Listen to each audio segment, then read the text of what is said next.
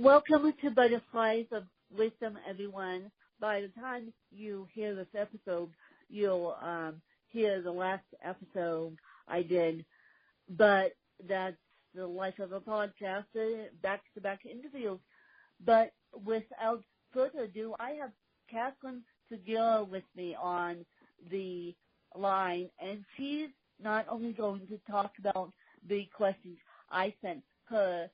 She is into women's health. As a matter of fact, that's what she specializes in.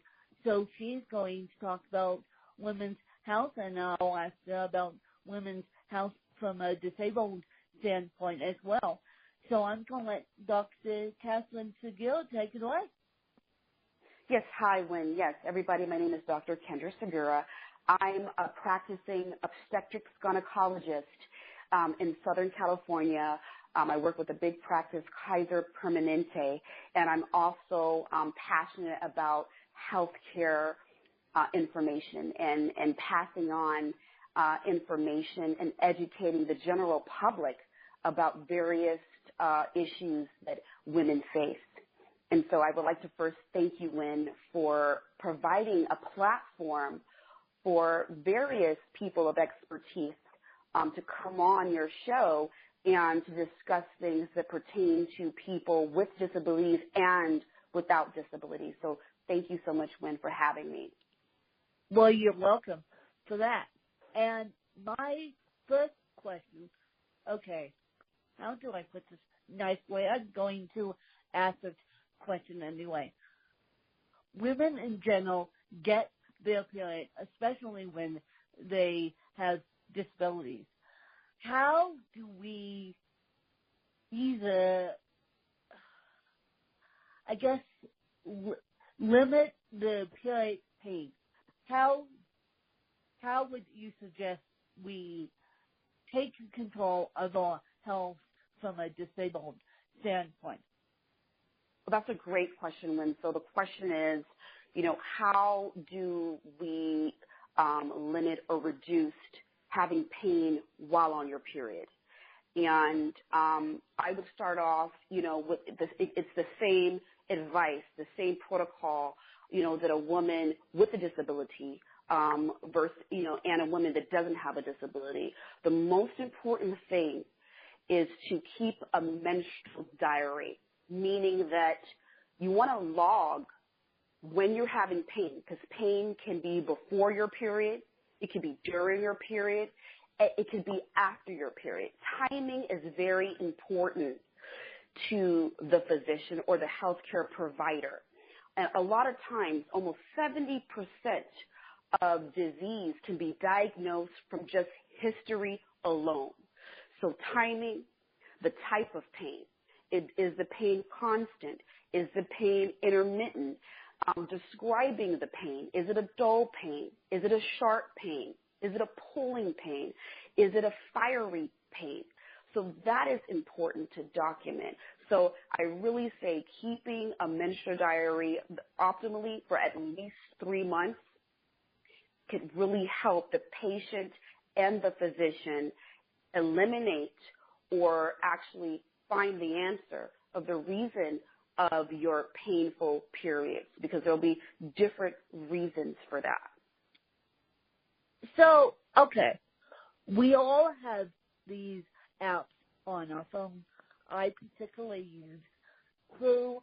I use Flow as well to track women's health. But is that, I guess you can put in the notes section, I guess you can make that your pain diary. Couldn't you?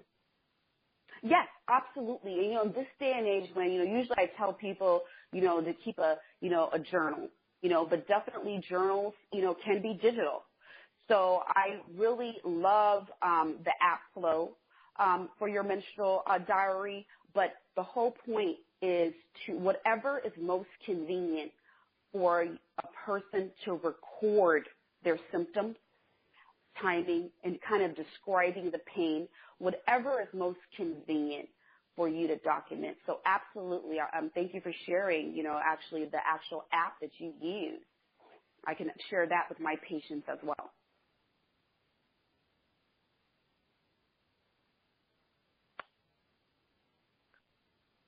So what Catherine just said is that whatever is most convenient to you guys, and I'm going to talk to you while we try and get Catherine back on.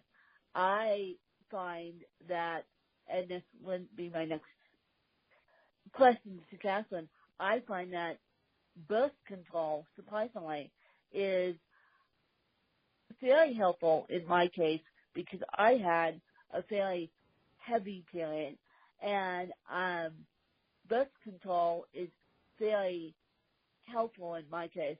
And even though you are not pregnant by any means, birth control can help the period. And so I think that Catherine is trying to dial back in. I'll give her the callback numbers. But yes, can you hear me? I'm here. Yes. I'm here. Yes. Yes, I yes. can. And when my first name is pronounced Kendra, just so you know, Kendra. Kendra. Yes, there we go. There we go. I was just explaining that birth control is very helpful in the period too, and you don't. Oh, absolutely, Wynn. Absolutely. I'm on birth control. I'm on Depo-Provera because of my very painful period, and I'll be picking that up back again. So I think that's an important. I want to take time to talk about that because I think it's very important. A lot of times, women, even when I see adolescents, their parents may think that birth control is strictly to prevent pregnancy, but birth control is so much more. And so as I understand, when you have painful periods, heavy periods, so we call that painful periods, we call dysmenorrhea, and heavy periods we call menorrhagia. Yes. And so birth control helps regulate your menstrual cycle. It can decrease your pain, and it can decrease the flow of your menstrual cycle. So that is actually a first-line treatment along with, Motrin, which is just an NSAID to help reduce your pain, and along with birth control, like I said, to help decrease your flow. That is actually, the first-line thing that we do, given that the patient doesn't have any contraindications to taking hormones, because birth control is essentially estrogen and progesterone. And just to give a quick, for instance, of, your listener might be asking, well, what is a contraindication for me taking birth control? Usually if you're over 35 and you're a tobacco smoker, we do not prescribe a combination birth control pill, meaning that we do not prescribe estrogen because that will increase a woman's risk of having a stroke or having a blood clot. So that is just one of the reasons why, a person would first need to go see their doctor and get a complete medical history to making sure that we're not increasing a woman's risk, to make sure that we're helping more than we're harming. So, first of all, you need to go get a complete medical exam or be referred by a general practitioner to OBGYN to get birth control. That's how I did it, you guys. That's how I did it. Perfect. I perfect. went to my OBGYN.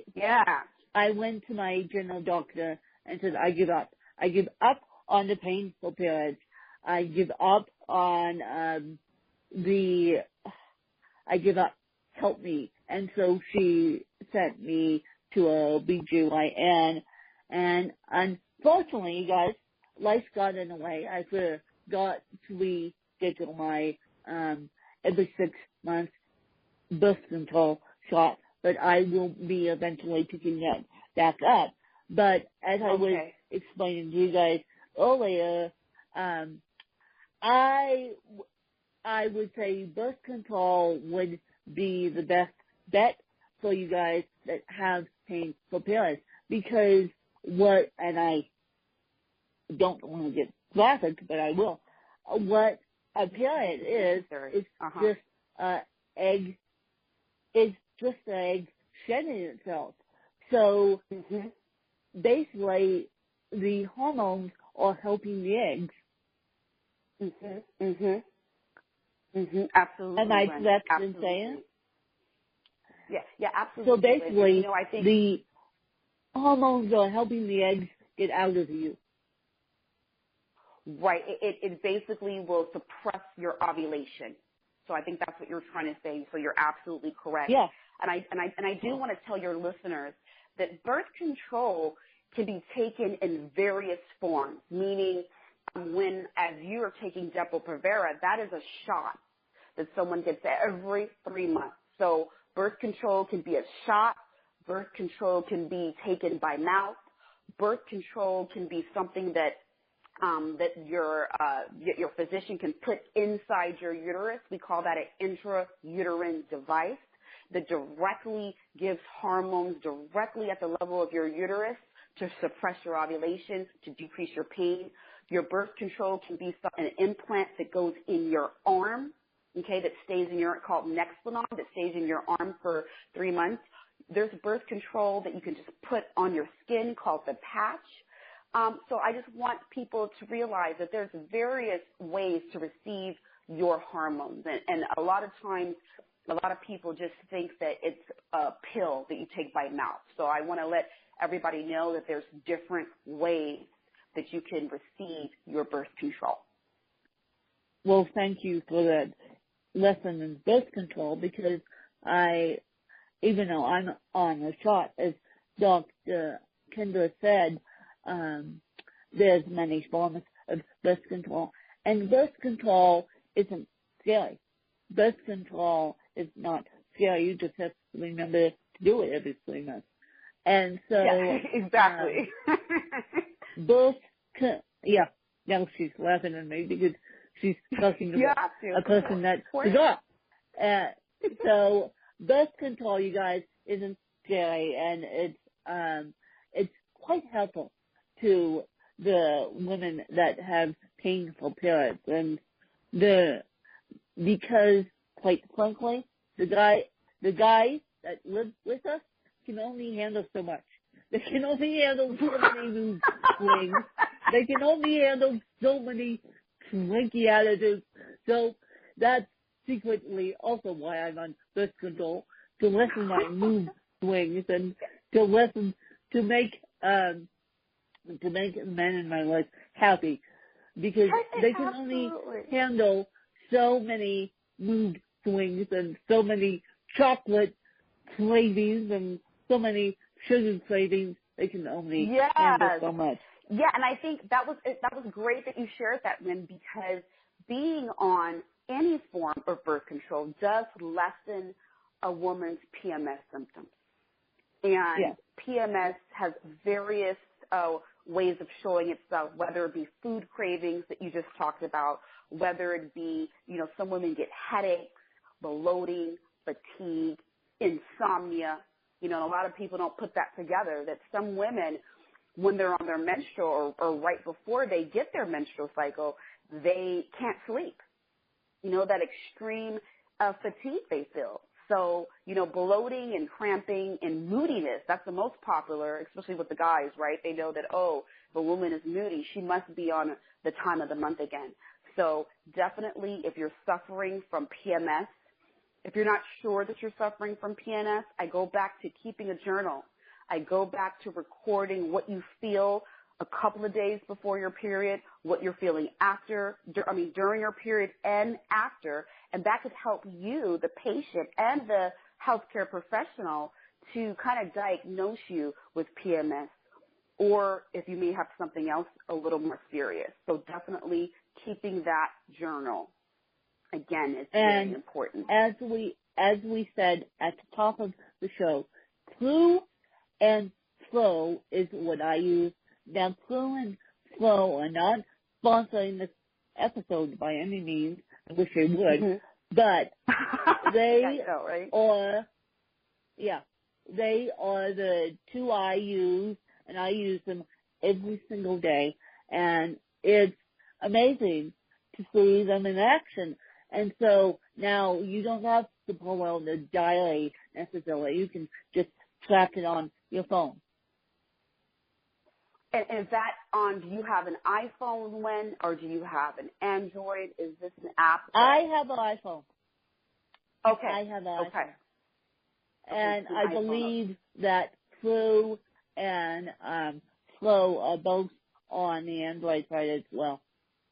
Oh, perfect. Okay, perfect. Because, people, the most popular are either iPhone or Android. So you're saying that those apps can be on both phones. That's excellent. Yes. I know that Flu is, I'm not sure about Flow, you guys, so don't quote me on that. But as Dr. Kendra said, period tracker is the best thing since they fled. Absolutely. Absolutely. And so I want to find out where people can find more about you, and then I'll ask you to ask me 2 to 3 questions about anything. Okay, sure.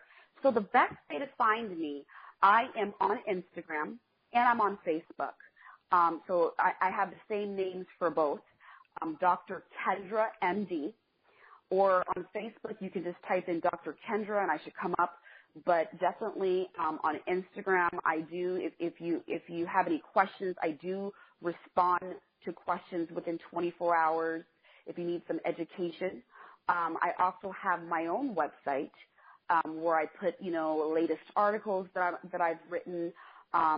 So you can go to www.kendramd.com. So www.kendramd.com is also where they can reach me. But it's definitely, I'm on Facebook and I'm on Instagram at Dr. Kendra MD. Well, I just wanted you guys to know that Kendra is out there willing to help you. I'm out there willing to help you with any questions about cerebral palsy or any women's questions to my Life is Open book, literally. And so I appreciate Kendra's time on coming on the show and explaining women's pelvic health, and I'm sorry that we took a little bit graphic on you guys, but I needed someone to explain what you guys were actually going through, because as we said, the men in the life can only handle so many moves. They can only handle so much. They can only handle so much. So I wanted this lesson today to be about women's health, and if there are any men interested in this, Kendra can certainly guide you in the right direction. Absolutely. So please, I am available. Absolutely. Please reach out to Miss Kendra. And now, before I let Kendra go, I'm going to let her ask me 2 to 3 questions that she wants to ask me about anything. Absolutely. I certainly do have a question for you, Len. I just want to know what motivates you to inspire others? Where does that drive come from? You yourself, have cerebral palsy. You yourself I watch, your YouTube videos. I mean, you get out there on the slopes. You're snowboarding, so I want to know what motivates you to inspire other people with disabilities and without disabilities. What inspires you? What inspires me? What motivates me? Probably the way I grew up. Most definitely the way I grew up. I grew up in a way that I saw myself as an able-bodied woman with a side note of cerebral palsy. I didn't quickly discover I had cerebral palsy, CP at the time, until I was 6 years old. I quickly knew that something was wrong with me, but my friends kept up with me. My friends were all able-bodied, by the way, and you guys can find more about that journey in I Come a Win, which could be found on Amazon. That's my original biography. But they kept up with me. Not until I was in high school did I really discover the meaning behind the letters of CP, aka cerebral palsy. And so that inspires me. Basically, I grew up, as I said, I grew up as an able-bodied woman. My mom was very open to me about my period. That's why I was very open to you, and that's why I'm so knowledgeable about it. Started that conversation with you. Yes, that's excellent. My mom was so open about it at the age of 12. She's like, okay, this is what's going to happen. This is how we're going to deal with it. And she didn't necessarily hide it from me, and she didn't necessarily hide those and these from me either. So it's like, I think these sex ed classes need to be open about them and need to be open about it to the best they can, because we all experience the same thing, whether we have a disability or not, especially women. So these sex ed classes not talking about what the next cycle of life is drives me nuts. I'm sorry, but it does. But I think that you hit a good point that, you know, your mom, she started the conversation and the education early on with you about your menstrual period. And I, you know, being an OBGYN, you know, every time I get an adolescent in my office and I have her mother there and I have her mother saying, hey, can you educate my daughter on what is a normal period, what isn't a normal period? When they come together and they want to get educated on birth control pills and why would she need to be on it? Because a lot of people think that if I bring my daughter to the gynecologist, that the gynecologist has to do a speculum exam, that dreaded speculum, and a pelvic exam. Sure. But when I want your listeners to know, no, you do not. Just because you bring your daughter to the gynecologist doesn't mean she even has to have a pelvic exam unless otherwise indicated that day. So I commend mothers and I encourage parents to, when your daughter starts her period, bring her to the gynecologist. Let's talk about the body changes you go through. Let's talk about how your periods will be irregular for a couple of years because you're not developed enough to have normal periods.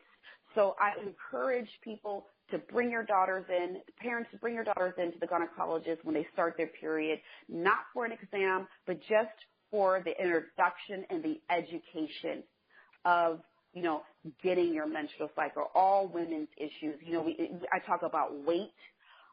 You know, OBGYNs, we're also primary care as well. We do that. So all the proper health screenings when a girl would start getting her pap smears, which is at age 21. The screening of her cervical cancer, the prevention of that, abnormal cells. So I really encourage parents to bring their daughters in to get that relationship started with a gynecologist. So bravo to your mother for, you know, starting that conversation with you at a young age. Yeah, she didn't necessarily lead me to a gynecologist at that young age. Now, looking back on it, now I wish she would, but would have. But we need to be open and honest with these kids about their own body changes, because if we're not, and my background is in education and soon to be journalism, but if we're not open and honest with these kids, all heck is going to break loose and they don't know what's going on with their bodies. So that's the public service announcement from Dr. Kendra. Right, exactly. Wynn echoes that. Wynn echoes that. You know, be open and honest with your kids. I do have another question for you that, you know, I would want you to kind of educate, you know, my Instagram and Facebook family. You know, what do you actually do as far as how do you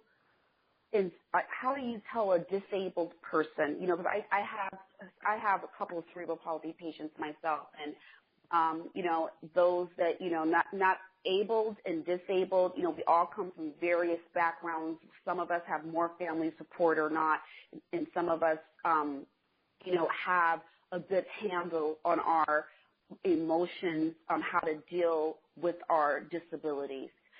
How do you actually tell the people you come into contact with, what kind of information, tangible information do you give that woman on how to overcome herself in regards to her disability? Just accept your disability as a gift, and use your strong points, and just accept yourself as a disabled woman. We're not all perfect. We all have baggage. So now you need to accept your body the way it is. Really, you need to accept your body the way it is. I love it. So just accepting who you are, accepting who you are in all shapes, forms, and aspects. And my last question for you, Lynn, is can you tell me how my Facebook family and Instagram family, what is the easiest way for them to donate to Butterflies of Wisdom? Oh, God. That's the nicest offer I've had all morning. The easiest way to donate is you can do it through PayPal, or you can DM me and I'll give you my address. But the easiest way to do it is look under Aspen Win at gmail.com or Aspen Rose Arts at gmail.com. Those two email addresses are hooked up to a PayPal account. Aspen Rose Arts has a PayPal account, and that information can be found in the show notes. So under Dr. Kendra Segura, and so Kendra, I'm sorry about that. I keep calling you Catherine for some reason. I'm sorry about that. I know you're talking to me. Yeah, it's okay. It's Kendra Segura. It's okay. It's okay, Lynn. But I also, what I want to do just to make it easier for my family, my internet family, I would like to tag you on my Facebook, so then they can have direct access to you, and they could message you for any questions and also for donation, because I believe in your cause, Lynn, and I'm sure that my Facebook family and my Instagram family would much agree with me. So everybody, I'm going to be tagging Lynn on my social media. You just click on her name, and you can ask for any questions, and you can donate. But before we go, Lynn, what I really would love to talk about, if you don't mind, is chronic pelvic pain.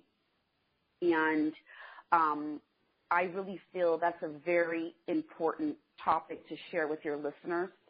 Chronic pelvic pain is what I call a hidden disability. Hidden disabilities are physical pain or a mental illness. And it's challenging for our society to give empathy, sympathy, or even to accommodate people that are suffering from chronic pain, because we just can't see it. It's hard to relate to something that you can't see. So I really want to take a little bit of time to talk about chronic pelvic pain, a hidden disability. So what a lot of women face, those who suffer from chronic pelvic pain, they spend a lot of time convincing and explaining their condition, and getting help and getting the proper treatment for their disease ends up taking a back seat after justifying that, hey, I am suffering from chronic pelvic pain. Hey, I don't know the cause of it. So that's why I really think that this is a much needed conversation and much needed place of education that I would like to do a little bit today. And first, I would just like to start off with the basics. What is the definition of chronic pelvic pain? Chronic pelvic pain is something that you can experience continuously or intermittently, meaning that it can come and go, but it needs to be occurring for at least 6 months. So that's the difference between chronic pain versus acute pain. So 6 months or longer having pelvic pain. And it's significant because 10% of all gynecological office visits are because of chronic pelvic pain. And hysterectomies that are performed yearly in the U.S., 20% of hysterectomies that we perform is because of chronic pelvic pain. And 40% of all GYN surgeries that don't include hysterectomies are occurring because of chronic pelvic pain. So again, 10%, 20%, 40%, when numbers do not lie. So that's why we need to have this conversation. And my goal is to educate our society about chronic pelvic pain. And our society includes healthcare professionals as well as family members of those who suffer with chronic pelvic pain and actual patients themselves. I kind of want to shine a light and say, hey, this is a hidden disability, and I kind of want to get rid of or counter the various preconceived notions that doctors, healthcare professionals could have, that your boss could have, that your family members can have, that your friends can have on a person with chronic pelvic pain. So definitely there's a lot of chronic pain sufferers. So if you're out there listening to us right now, you're not alone. Again, the numbers don't lie. And there's tons of reasons of the cause of chronic pelvic pain. There's the GI system, there's the psychology behind it. It could be musculoskeletal or neurological. But of course, me being a gynecologist, I'm going to just focus on the GYN causes of chronic pelvic pain. And just to list a few, there's a whole list of why a woman can have chronic pelvic pain as it relates to gynecology. Top reasons are endometriosis, chronic pelvic inflammatory disease, pelvic adhesions, which just is scar tissue from a previous surgery, pelvic congestion syndrome, fibroids, adenomyosis. The list is extensive, but those are the most popular ones. And the diagnosis, finding what is the reason for my chronic pelvic pain, that can be a time-consuming process that requires diligence it requires patience, and it requires support from the healthcare professional and the patient.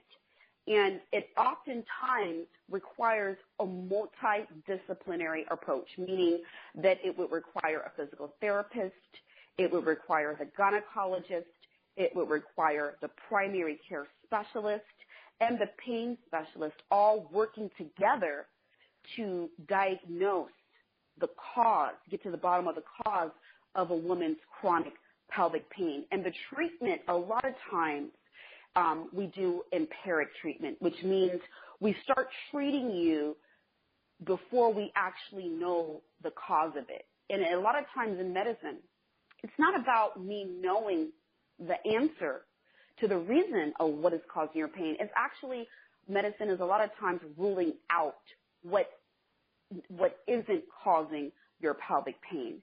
And so treatment can, after we kind of get a diagnosis or we kind of go on our investigative approach of empiric treatment, medication could be the beginning of the treatment, which is always least invasive to most invasive. And surgery would be the most invasive. But we always start off with, again, your journal, your pain journal. We can start off with medications such as anti-inflammatories, Motrin.